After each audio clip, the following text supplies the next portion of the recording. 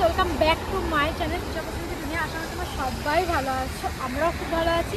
আর আজকে আমরা তিনজনে মিলে চললাম কাশিম বাজার, আর একটু নেলের কাজ আছে সেই জন্য। তো চলো যাই।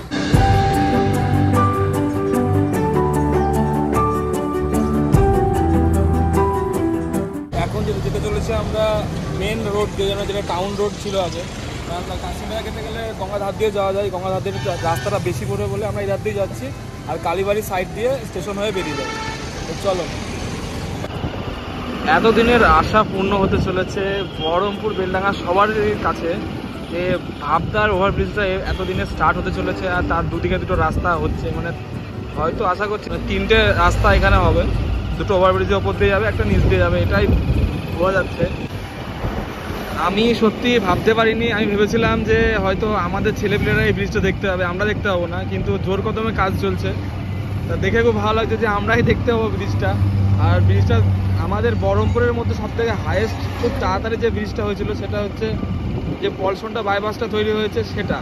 তো ওর পরে এই কাজটা যে কবে থেকে পড়ে আছে, মানে ছোটোবেলা থেকে দেখছি ব্রিজ এভাবেই হচ্ছে, এই 2 মাস কাজ চলছে, বন্ধ থাকছে, এরকম করে যে দেখতে পাবো, এটাই আমাদের সৌভাগ্য।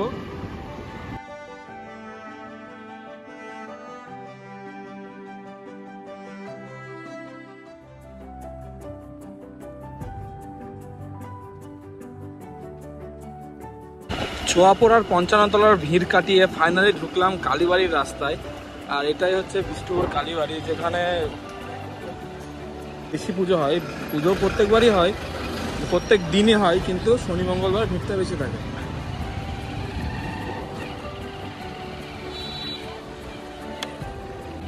এটাই হচ্ছে সেই মাঠ, যে মাঠটা ভিডিও পারপাসে বেশি বিখ্যাত, আর ফিস্ট টিস্ট করা হয় এখানে। এটাই আমাদেরকে যেতে হবে এখন স্টেশনে, সামনে স্টেশন পড়ছে, স্টেশনের রাস্তা দিয়ে গিয়েই 5 মিনিট গেলে ওর বাড়ি পৌঁছে যাব।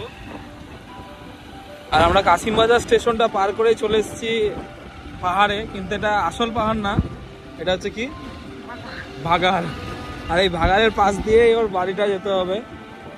আমাদেরকে যখন নেল করার কথা বলেছে, তখন বলেছে স্টেশন থেকে 5 মিনিট গেলেই আমার বাড়ি পৌঁছে যাবে, কিন্তু ওর বাড়িটা এমন একটা ব্যাক সাইডে বাড়ি যে কোনো টোটোওয়ালা ভয় যেতে চায় না, একজন থাকবে, 2-3 জন থাকলে নিয়ে যায়, ওখানটা ঘুরতে হয় বলে।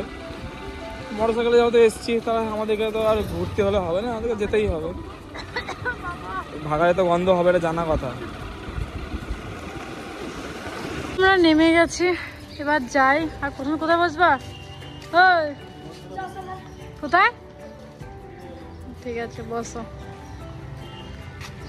গরমে পুরো ঝলসে গেছে, অবস্থা খারাপ আমার, জয়ীর দুজনারই।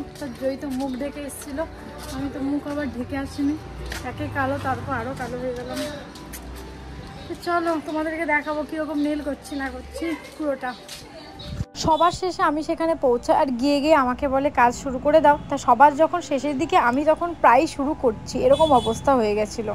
প্রথম দিকে নার্ভাস ফিল হচ্ছিলো, কারণ সবার যখন শেষের দিকে, আমার তো প্রায় শুরু করছি না। তার উপর আমরা একটা সমস্যা, নেল পালিশের কালার বুঝতে পারছিলাম না কোনটা পরাবো কি না। তারপর এই কালারটা পছন্দ করি আর পরিয়ে দিই। তোমাদের কেমন লাগছে নেলসটা অবশ্যই সেটা কমেন্ট করে জানাবে। 3D আর্ট করেছি আর পোম আর্ট করেছি, আমার তো খুব পছন্দ হয়েছে। অনেকদিন পর সবার সাথে দেখা হয়েছিল বলে একটু গল্প আড্ডাও পাচ্ছিলাম, আর আমাদেরকে জিজ্ঞাসা করছিল তোমরাও কবে এভাবে ক্লাস করাবা। তো আমরা বললাম খুব তাড়াতাড়ি সেই সুখবর তোমাকে শোনাবো।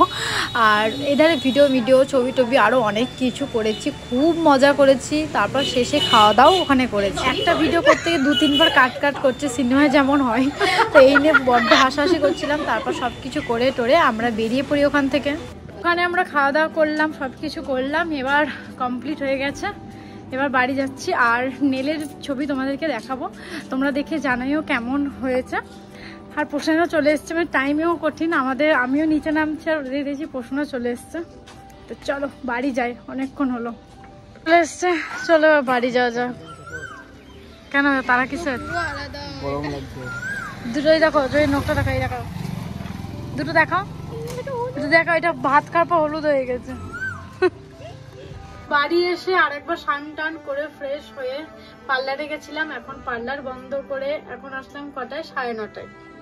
তো এখন তোমাদের ভিডিওটা শেষ করছি, দেখা হচ্ছে পরের ভিডিও, ততক্ষণের জন্য সাবস্ক্রাইব করে পাশে থেকে যাও। চলো টাটা।